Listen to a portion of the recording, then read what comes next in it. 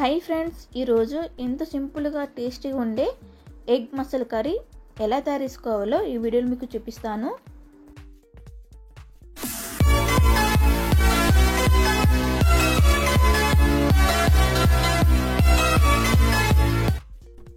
Friends, ఇప్పుడు stove on చేసి దానిపై కడాయి పెట్టుకోవాలి. అందులో 3 టేబుల్ స్పూన్ ఆయిల్ అనేది వేసుకోవాలి. ఈ ఆయిల్ వేడెక్కినాక అందులో చిటికెడంత కారం, చిటికెడంత ఉప్పు, అలాగే చిటికెడంత పసుపు అనేది వేసుకోవాలి. ఇవి బాగా కలిసేలాగా ఒకసారి కలుపుకోవాలి. ఇలా కలిపిన తర్వాత ఇందులో మనం ముందుగా ఉడికించి పెట్టుకున్న గుడ్లను వేసుకోవాలి.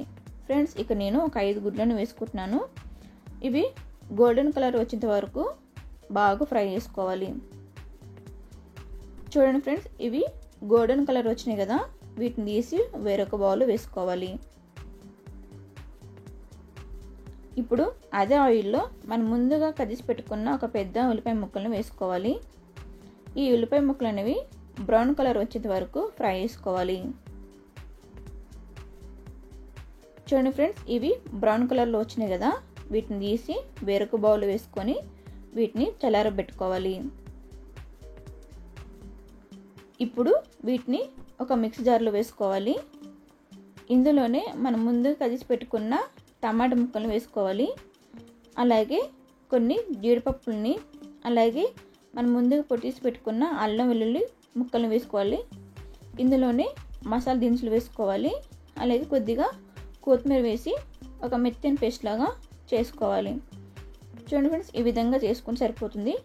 ఇప్పుడు అదే ఆయిల్లో మనం ముందుగా పేస్ట్ చేసి పెట్టుకున్న మసాలా పేస్ట్ని ఇందులో వేసుకోవాలి. వేసుకొని పచ్చి వాసన పోయేంత వరకు ఒకసారి కలుపుకోవాలన్నమాట. ఇలా కలిపిన తర్వాత 1/2 టేబుల్ స్పూన్ జీలకర్ర, 1/2 టేబుల్ స్పూన్ ఉప్పు, 1/2 టేబుల్ స్పూన్ పసుపు, అలాగే 2 టేబుల్ స్పూన్ల కారము, ఇందులోనే 1 టేబుల్ స్పూన్ ధనియాల పొడి, ఇందులో 3 టేబుల్ స్పూన్ల పెరుగును వేసుకొని ఇవి మసాలాకి బాగా పట్టేలాగా ఒకసారి కలుపుకోవాలి. ఇలా కలిపిన తర్వాత ఈ మసాలా పేస్ట్ అనేది కింద మాడకుండా ఉండడానికి ఇక్కడ కొన్ని వాటర్ అనేది వేసుకుంటున్నాను. కొన్ని వాటర్ పోసుకున్నాక ఒకసారి కలుపుకోవాలి. ఇలా కలిపిన తర్వాత ఫ్లేమ్ని లో పెట్టేసి మూత పెట్టేసుకొని 2 నిమిషాలు ఉడికించుకోవాలి. 2 నిమిషాల తర్వాత మూత తీసి ఒకసారి కలుపుకోవాలి. చూడండి, ఆయిల్ అని పైకి తేలింది కదా, ఇందులో మనం ముందుగా కదిసి పెట్టుకున్న 2-3 పచ్చిమిర్చి ముక్కలు వేసుకొని కలుపుకోవాలి.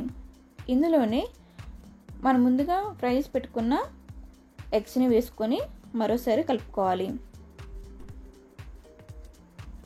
ఇలా కలిపిన తర్వాత దీనిపై మూత పెట్టేసుకొని ఒక 2 నిమిషాలు ఉడికించుకోవాలి. 2 నిమిషాల తర్వాత మూత తీసి ఒకసారి కలుపుకోవాలి. ఇలా కలిపిన తర్వాత ఇందులో గ్రేవీకి సరిపడా వాటర్ని పోసుకొని మరోసారి కలుపుకోవాలి. ఇలా కలిపిన తర్వాత దీనిపై మూత పెట్టేసుకొని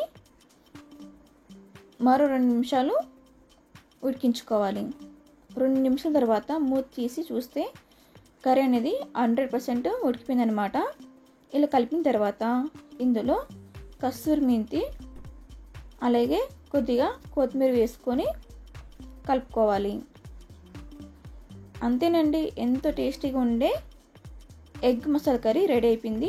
మీరు ట్రై చేసి మీకు ఎలా వచ్చిందో మా కామెంట్లు చెప్పండి. అలాగే మా ఛానల్ని సబ్స్క్రైబ్ చేసుకొని లైక్ చేయండి, షేర్ చేయండి. Thank you friends.